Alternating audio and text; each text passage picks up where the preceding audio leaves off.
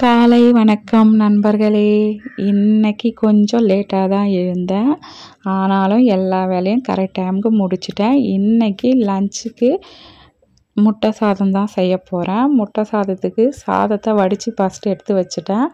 அப்புறம் முட்டையெல்லாம் உடச்சி ஊற்றி கடாயை வச்சு எண்ணெய் ஊற்றி வெங்காயம் போட்டு நல்லா வதக்கிட்டு கொஞ்சோண்டு வெறும் மிளகாத்தூள் அதில் விட்டு அதையும் நல்லா வதக்கிட்டேன்.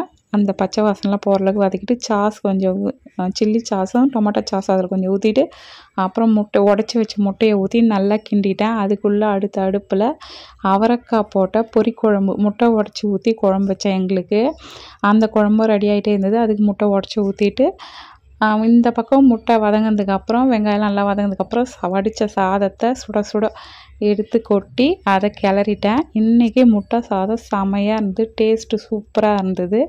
முட்டை சாதம் இன்றைக்கி ரெடி. அடுத்தது அவரைக்காய் பொரிக்குழம்பும் ரெடி ஆயிடுச்சு. இன்றைக்கி என்னோடய சமையல் இது தான். அதுக்கப்புறம் என் பொண்ணுங்களுக்கெல்லாம் தலைவாரி ஸ்கூல் ரெடி பண்ணி அவங்கள அனுப்பி விட்டுட்டேன். எங்கள் வீடியோ உங்களுக்கு பிடிச்சிருந்தால் லைக் பண்ணுங்கள், மறக்காமல் சப்ஸ்கிரைப் பண்ணுங்கள்.